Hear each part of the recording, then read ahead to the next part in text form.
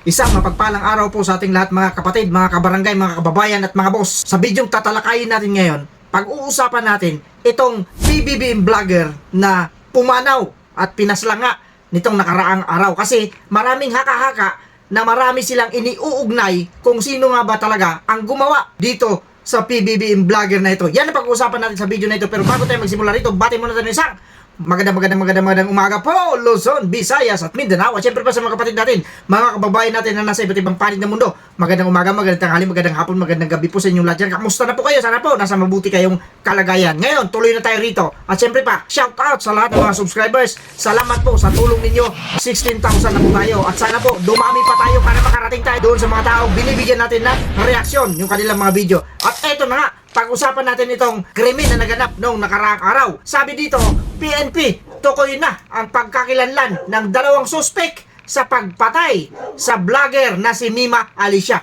Dito po, sinasabi ng PNP na tukoy na nila. Galing po ito sa TV Patrol News Update. Ngayon, may petsa po ito na July 21, 2026. Kasi po, kaya natin pinag-uusapan ito, nauugnay po kasi ang Iglesia ni Cristo at kung sino-sino pa, Sara Duterte, at may lumalabas pang kwento, di umano na nagkaunsihan sila. At sila rin mismo, di umano ang gumagawa ng kalukuhan. Yan ang pag-usapan natin sa video na ito. Lilinawin lang natin dito, lalong-lalo na po sa panig ng Iglesia ni Cristo.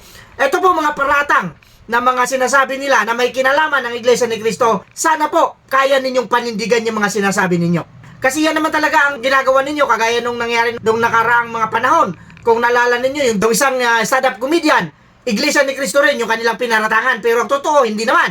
Tapos, yung pagkamatay ni Percy Lapid, kinukunikta din nila sa Iglesia ni Cristo. At eto na nga, yung bago na naman ngayon, yung vlogger na ito na talaga namang maiinis ka sa bungangan nito, Iglesia ni Cristo naman ang nadadawi. Kaya yan ang pag-uusapan natin dito. At eto pa ba nakakatawa? Bakit nakakatawa ito? Kasi nga, etong si Senator Risa Ontiveros pumunta talaga doon sa lamay nitong PBBM vlogger na ito. Siyempre, kanila ito napaghahalata naman kayo. Huwag naman sana kayo magpahalata. Hindi po ba? Kasi nga, kitang-kita naman na PBBM vlogger ito. Ibig sabihin, pinagtatanggol niya talaga yung administrasyon at di umano, maraming nagsasabi na bayarang vlogger ito. So dito, makikita natin, nakikita ninyo dyan sa picture, Risa Ontiveros pumunta. At hindi lang yan, hindi lang siya pumunta roon.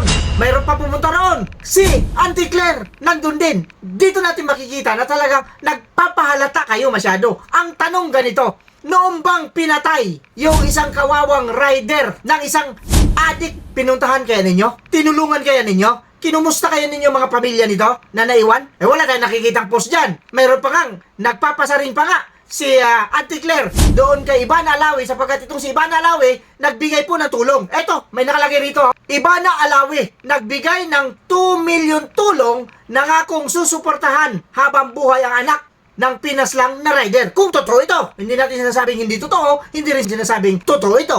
Kung totoo, kaya nga sabi natin dito, kung totoo. Pero ang problema, pinalagan ito ng Malacanang. O ano sabi rito ni Auntie Claire? Wala akong problema sa pagtulong mo. Pero konting respeto naman iha. Gawain yan ng Pangulo. Huwag mo sanang pangunahan. Kung totoo rin na sinabi ito ni Auntie Claire. Ayan, nakikita ninyo dyan, Hindi po ba? Mga kapatid, mga kabarangay, mga kababayan at mga boss. Ito yung sinasabi natin dito. Itong PBBM vlogger na ang daming tao na sinaktan ito, lalo-lalo na mga politiko. At isa na po tayo sa nasaktan dito, talagang suportado nila. Ito, nagtatanong lang tayo dito. Opinion natin ito. Base ito sa ating nakikita. Sinuportahan nila. Pinuntahan nila. Ang suportang binibigyan nila, moral support, talagang pinuntahan nila sa burol.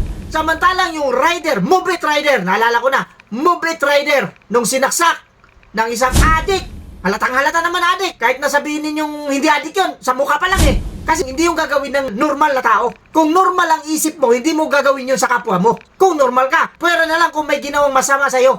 Ang problema wala sa nakita nating video, pasahero po ng rider, yung bumira sa kanya sinaksak. Kaya nagkakaroon tayo dito ng comparison Yung isang tao na namumuhay ng matuwid, lumalaban ng patas, hindi sinusuportahan ng ating gobyerno nung namatay. Pero ito, kitang-kita naman natin na hindi lumalaban ng batas ito Bakit? Maraming sinisirang tao.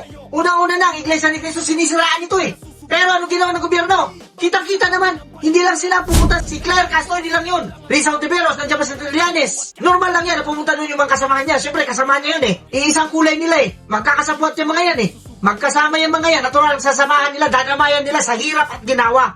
Pero itong gobyerno natin, lalong-lalo na ito si Auntie Claire na lang. Tingnan ninyo yung pagkakaiba. Doon sa gumagawa ng tama, lumalaban ng patas. Wala siyang sinasaktang tao. Pero ito, lumalaban din naman. Kaso may sinasaktan siyang tao sa pamamagitan ng kanyang pananalita. Di po ba? Nakaka-alarma po yung ganitong pangyayari. Doon sila ngayon nagbuhos ng kanilang atensyon. Mayroon pa nga nakalagay rito eh. Ito yung caption. Taong bayan, nagluksa sa pagkamatay ni Mima Alicia. Hindi ba fake news yan? Hindi totoo yan. Taong bayan, nagluksa? Paano nangyari yun? Hindi po kami kasali dyan sa nagluluksa. Kayo lang yun. Binibigyan ninyo ng issue.